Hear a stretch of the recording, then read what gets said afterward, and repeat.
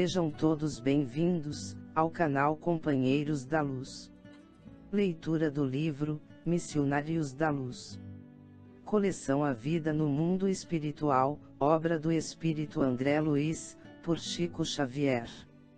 Iniciemos então a leitura do primeiro capítulo. O psicógrafo. Encerrada a conversação referente aos problemas de intercâmbio com os habitantes da esfera carnal, o instrutor Alexandre, que desempenha elevadas funções em nosso plano, dirigiu-me a palavra, gentilmente. Compreendo seu desejo. Se quiser, poderá acompanhar-me ao nosso núcleo, em momento oportuno. Sim, respondi encantado, a questão mediúnica é fascinante. O interlocutor sorriu benevolentemente e concordou. De fato, para quem lhe examine os ascendentes morais. Marcou-se, mais tarde, a noite de minha visita e esperei os ensinamentos práticos, alimentando indisfarçável interesse. Surgida a oportunidade, vale-me da prestigiosa influência para ingressar no espaçoso e velho salão, onde Alexandre desempenha atribuições na chefia. Dentre as dezenas de cadeiras, dispostas em filas, somente 18 permaneciam ocupadas por pessoas terrestres, autênticas. As demais atendiam à massa invisível aos olhos comuns do plano físico. Grande assembleia de almas sofredoras. Público extenso e necessitado. Reparei que fios luminosos dividiam os assistentes da região espiritual em turmas diferentes. Cada grupo exibia características próprias. Em torno das zonas de acesso, postavam-se corpos de guarda, e compreendi, pelo vozerio do exterior, que, também ali, a entrada dos desencarnados obedecia a controle significativo. As entidades necessitadas, admitidas ao interior, mantinham discrição e silêncio. Entrei cauteloso, sem despertar atenção na assembleia que ouvia, emocionadamente, a palavra generosa e edificante de operoso instrutor da casa. Grande número de cooperadores velavam, atentos. E, enquanto o devotado mentor falava com o coração nas palavras, os 18 companheiros encarnados demoravam-se em rigorosa concentração do pensamento, elevado a objetivos altos e puros. Era belo sentir-lhes a vibração particular. Cada qual emitia raios luminosos, muito diferentes entre si, na intensidade e na cor. Esses raios confundiam-se à distância aproximada de 60 centímetros dos corpos físicos e estabeleciam uma corrente de força, bastante diversa das energias de nossa esfera. Essa corrente não se limitava ao círculo movimentado. Em certo ponto, despejava elementos vitais, à maneira de fonte miraculosa, com origem nos corações e nos cérebros humanos que aí se reuniam.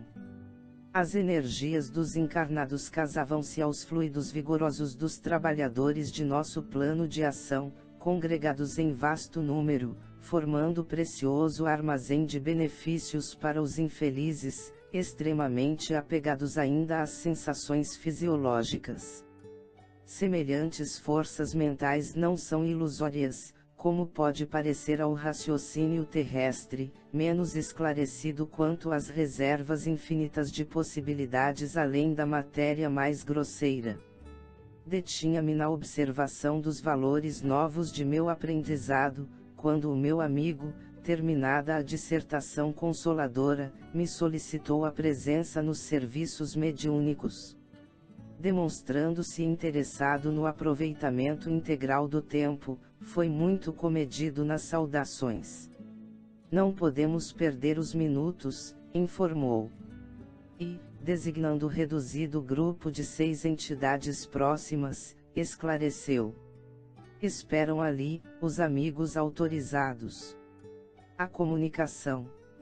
Indaguei. O instrutor fez um sinal afirmativo e acrescentou. Nem todos, porém, conseguem o intuito à mesma hora. Alguns são obrigados a esperar semanas, meses, anos. Não supunha tão difícil a tarefa, argumentei espantado. Verá? Falou Alexandre gentil. E dirigindo-se para um rapaz que se mantinha em profunda concentração, cercado de auxiliares de nosso plano, explicou atencioso. Temos 6 comunicantes prováveis, mas, na presente reunião, apenas compareceu um médium em condições de atender. Desde já, portanto, somos obrigados a considerar que o grupo de aprendizes e obreiros terrestres, somente receberá o que se relacione com o interesse coletivo. Não há possibilidade para qualquer serviço extraordinário. Julguei que o médium fosse a máquina acima de tudo, ponderei. A máquina também gasta, observou o instrutor, e estamos diante de maquinismo demasiadamente delicado. Fixando-me a expressão espantadiça, Alexandre continuou. Preliminarmente, devemos reconhecer que, nos serviços mediúnicos, preponderam os fatores morais. Neste momento, o médium, para ser fiel ao mandato superior, necessita clareza e serenidade, como o espelho cristalino de um lago. De outro modo, as ondas de inquietude perturbariam a projeção de nossa espiritualidade sobre a materialidade terrena, como as águas revoltas não refletem as imagens sublimes do céu e da natureza ambiente. Indicando o médium, prosseguiu o orientador, com voz firme. Este irmão não é um simples aparelho. É um espírito que deve ser tão livre quanto o nosso e que, a fim de se prestar ao intercâmbio desejado, precisa renunciar a si mesmo, com abnegação e humildade, primeiros fatores na obtenção de acesso à permuta com as regiões mais elevadas. Necessita calar, para que outros falem, dar de si próprio, para que outros recebam. Em suma, deve servir de ponte, onde se encontrem interesses diferentes. Sem essa compreensão consciente do espírito de serviço, não poderia atender aos propósitos edificantes. Naturalmente, ele é responsável pela manutenção dos recursos interiores, tais como a tolerância, a humildade, a disposição fraterna, a paciência e o amor cristão.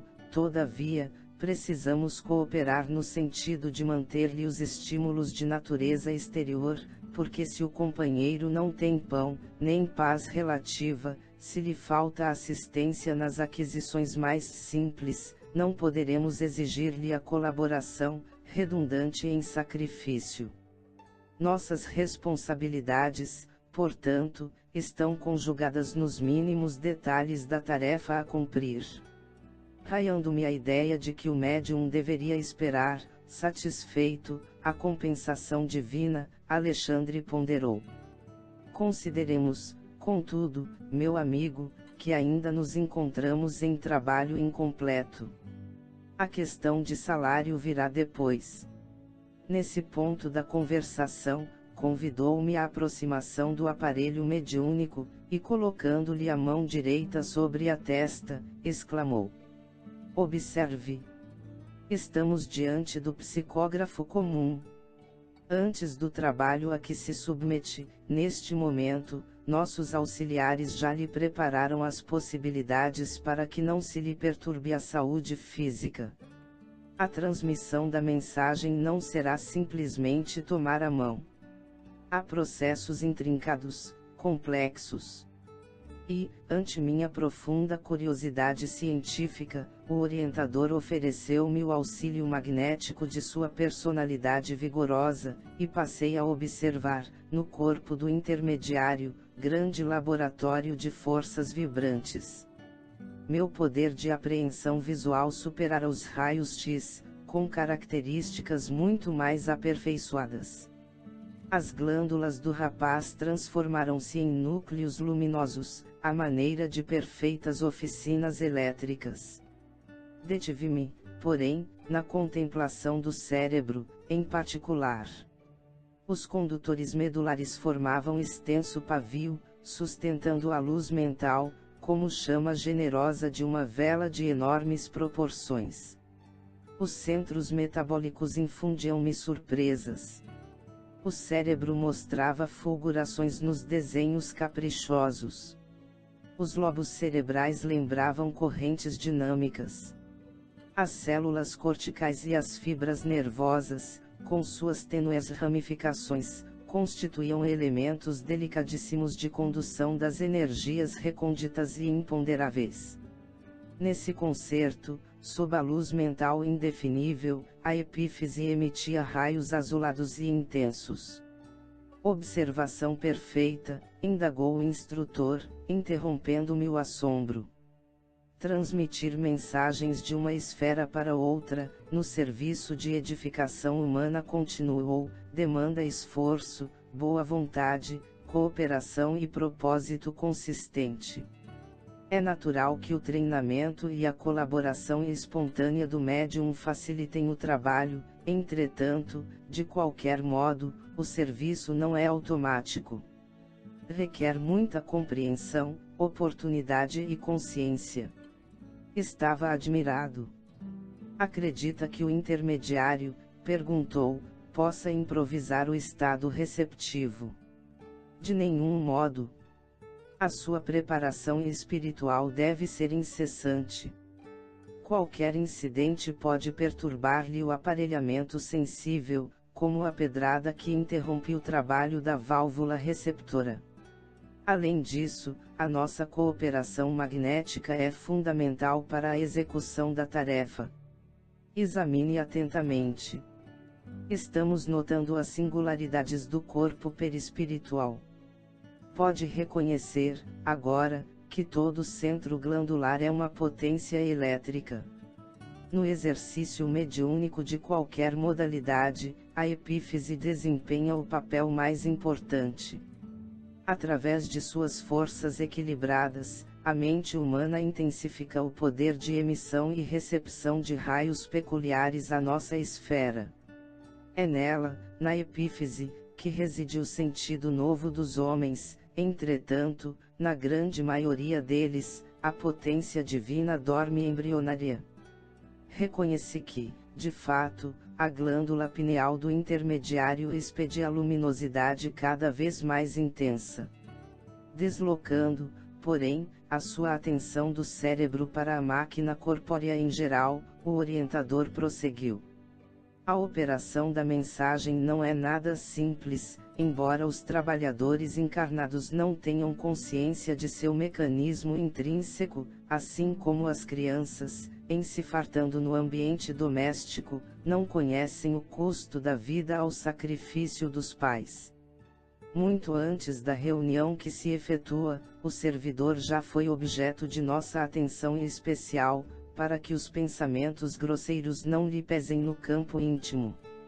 Foi convenientemente ambientado, e ao sentar-se aqui, foi assistido por vários operadores de nosso plano. Antes de tudo, as células nervosas receberam novo coeficiente magnético, para que não haja perdas lamentáveis do tigroide, corpúsculos de Nisl, necessário aos processos da inteligência. O sistema nervoso simpático, sobretudo o campo autônomo do coração, recebeu auxílios enérgicos e o sistema nervoso central foi convenientemente atendido, para que não se comprometa a saúde do trabalhador de boa vontade. O vago foi defendido por nossa influenciação contra qualquer choque das vísceras. As glândulas suprarrenais receberam acréscimo de energia, para que se verifique a acelerada produção de adrenalina, de que precisamos para atender ao dispêndio eventual das reservas nervosas. Nesse instante, vi que o médium parecia quase desencarnado. Suas expressões grosseiras, de carne, haviam desaparecido ao meu olhar, tamanha a intensidade da luz que o cercava, oriunda de seus centros perispirituais. Após longo intervalo, Alexandre continuou. Sob nossa apreciação, não temos o arcabouço de cal, revestido de carboidratos e proteínas, mas outra expressão mais significativa do homem imortal, filho do Deus eterno.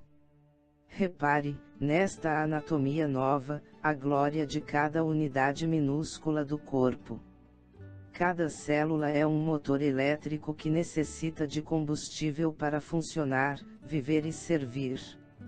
Despreocupado de meu assombro, o instrutor mudou de atitude e considerou. Interrompamos as observações. É necessário agir. Acenou para um dos 6 comunicantes. O mensageiro aproximou-se contente.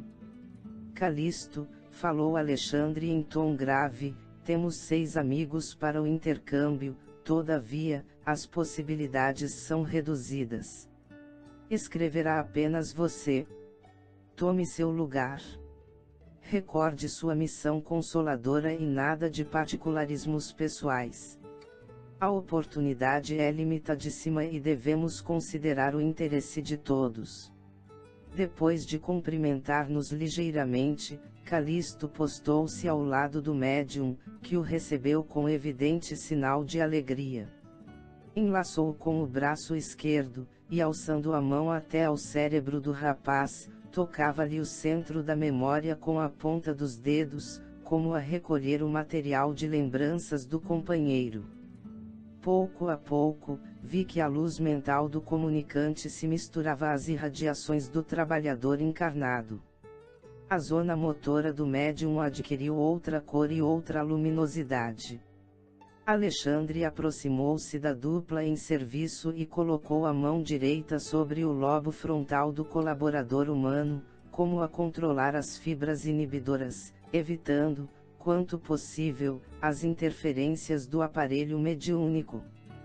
Calisto mostrava enorme alegria no semblante feliz de servo, que se regozija com as bênçãos do trabalho, e dando sinais de profunda gratidão ao Senhor, começou a escrever, apossando-se do braço do companheiro e iniciando o serviço com as belas palavras: A paz de Jesus seja convosco. Chegamos ao final deste capítulo. Não percam o próximo de número 2, a Epífise. Muito obrigado, boa reflexão, que Jesus abençoe a todos.